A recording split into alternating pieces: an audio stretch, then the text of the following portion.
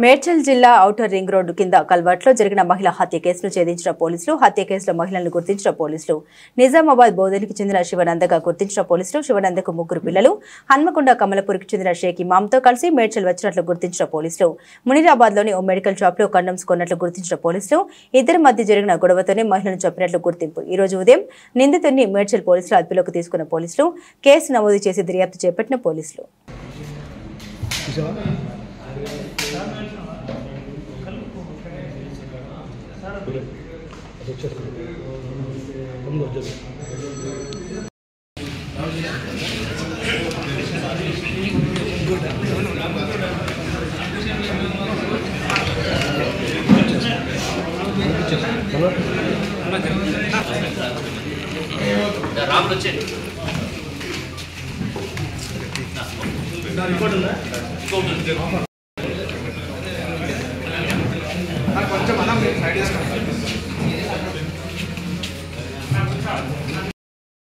మూడు పేర్లు ఉన్నాయి.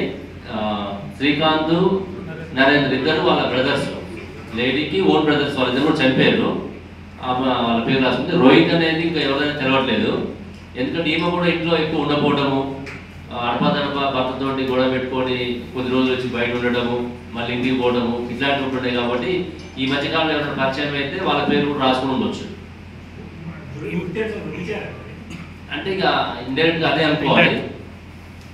ఈమె జాబ్ ఏమైనా చేసేస్తారు లేదా మామూలు రూమ్లో ఉండదు మెయింటెనెన్స్ అంటే జాబ్ అంటే లేబర్ పని చేసుకుంటుండేది, రూమ్లో ఉంటుండే. వేరే ఒక పర్సన్తో కూడా లివింగ్ రిలేషన్లో ఉన్నది. గత 3-4 రోజులు అతను కూడా టచ్లో లేదని చెప్తున్నాడు. ఫస్ట్ మనం అనుమానంతో అతను కూడా తీసుకురావడం జరిగింది. ఆ తర్వాత మనం రూల్ అవుట్ చేసుకున్నాం. అసలు నేరస్తులు పట్టుకున్న తర్వాత మనకి మిగతా వాళ్ళందరినీ కూడా ఈ కేసులో మనం ఒక 4-5 అనుమానాస్పదంగా అందులో తీసుకుని విచారించడం జరిగింది. అసలు నేరస్తులు మనం పట్టుకున్న తర్వాత వాళ్ళ రోల్ లేదని చెప్పేసి మనం నిర్ధారణ అయిన తర్వాత వాళ్ళు పంపించడం జరిగింది. అంటే ఇద్దరు పిల్లలు ఉన్నారు కదా, ఈవిడికి భర్తకి గొడవలు ఉన్నాయా ఫ్యామిలీ పరంగా? అంటే అట్లేం లేవు. ఒక కూతురు మ్యారేజ్ కూడా అయింది, ఇంకిద్దరు అబ్బాయిలు ఉన్నారు, భర్త దగ్గరనే ఉంటున్నారు. Okay, thank you.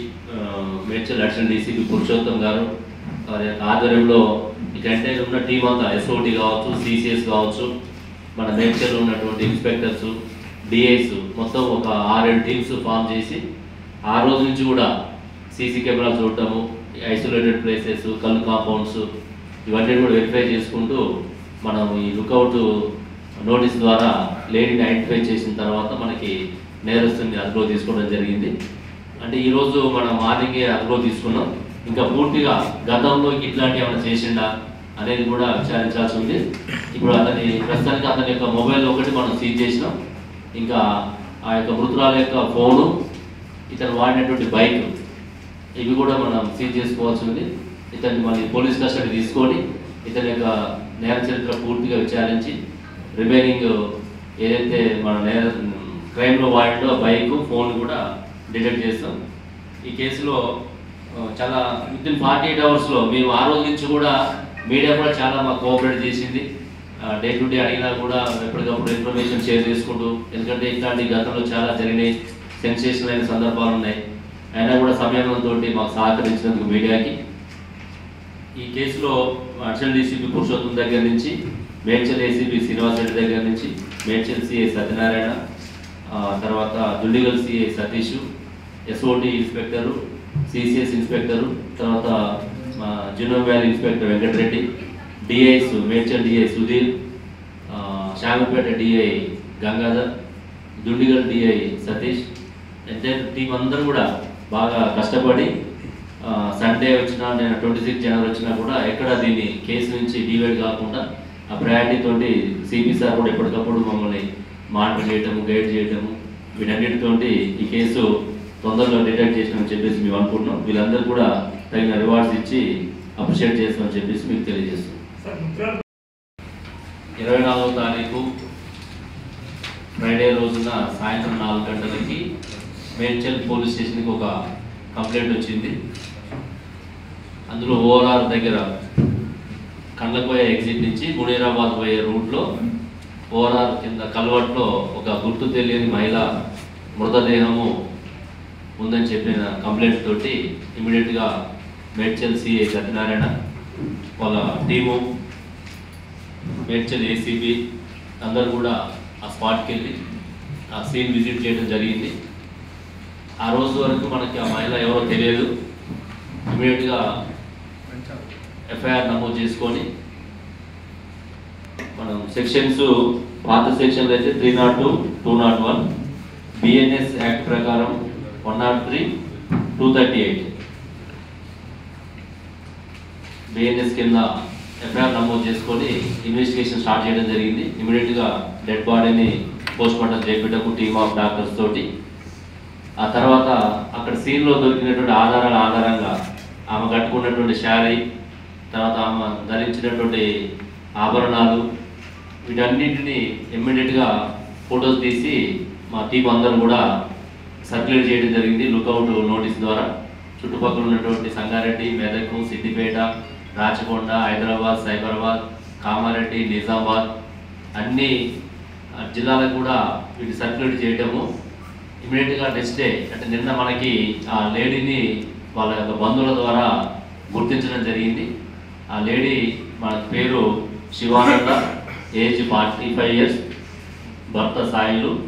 ఈమెకి ఒక పాప, 2 అబ్బాయిలు ఉన్నారు. ఈమె అక్కడ వాళ్ళ ఇంట్లో గొడవ పెట్టుకొని వచ్చేసి ఇక్కడ ప్రాంతంలో కొద్ది రోజులు కొంపల్లి, కొద్ది రోజులు కుషాయగూడలో షెల్టర్ తీసుకొని ఉంటుంది గత ఒక 6 నెలల నుంచి. ఆ తర్వాత మనకి నిన్న లేడీ ఐడెంటిఫై అయిన తర్వాత ఇమీడియట్గా వాళ్ళు ఇచ్చినటువంటి కుటుంబ సభ్యులు ఇచ్చినటువంటి కొన్ని ఆధారంగా నెంబర్ తీసుకొని ఆ ఫోన్ని ట్రాక్ చేయడం ద్వారా మనకి నేరస్తుడు గుర్తించడం జరిగింది. ఈ నేరస్తుని పేరు షేక్ ఇమామ్.